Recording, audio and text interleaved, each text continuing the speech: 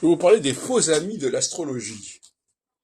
J'en vois trois qui sont véritablement des pièges. Il y a l'astronomie, il y a la précision dans la date de naissance, entre autres, et puis il y a l'informatique. Ce sont les trois démons, les trois mauvais démons de l'astrologie. L'astronomie, je me souviens encore je crois que c'est Dorsan qui disait il faut bien connaître l'astronomie pour faire de la bonne astrologie. Je pense que c'est totalement mythique. L'astrologie a besoin de très peu d'éléments d'astronomie. Et le grand drame historique, la grande erreur historique, c'est de ne pas avoir compris très tôt. C'est pour ça que l'astronomie, c'est par excellence le faux ami, à telle enseigne d'ailleurs que les astronomes eux-mêmes se sont mis à écrire contre l'astrologie, que ce soit Paul Couder ou bien plus loin Zarka, comme si les astronomes avaient une légitimité à parler d'astrologie. Alors évidemment, si les astronomes eux-mêmes sont des fanatiques, sont des fétichistes de l'astronomie, ils ne font que donner des verges pour se faire fouetter. Effectivement.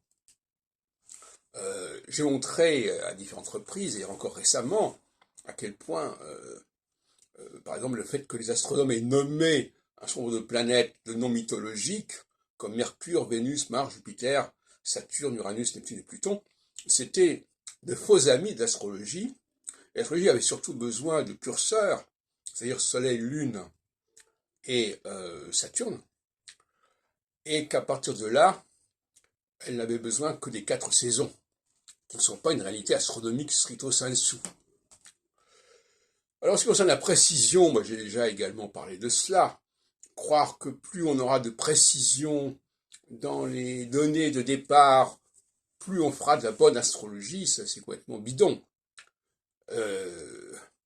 L'astrologie est quelque chose qui se situe dans la durée, dans des cycles qui ont une certaine durée, et par conséquent, la précision de l'instantané n'est pas du tout appropriée pour parler d'astrologie et pour traiter de l'astrologie.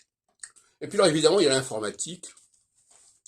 Alors l'informatique qui a permis de sauver des techniques alambiquées, des techniques tordues, et qui a abouti d'ailleurs à l'ACB de Roger Eke, par exemple, entre autres, qui ne fonctionne que par l'informatique, qui n'est gérable que par l'informatique, que par l'ordinateur, sans parler évidemment de Astroflash et de l'interprétation par Barbeau, etc., et Nicolas éventuellement, et l'informatique qui a, moi je me souviens, dans les années 60,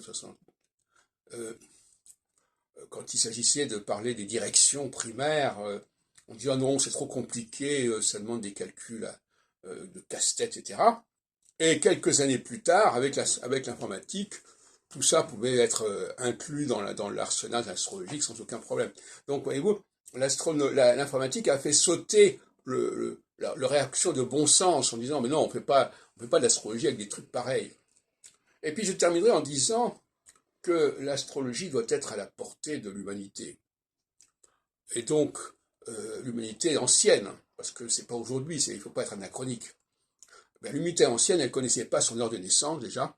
Et puis l'humanité ancienne, elle n'avait pas besoin, elle n'avait pas d'éphéméride.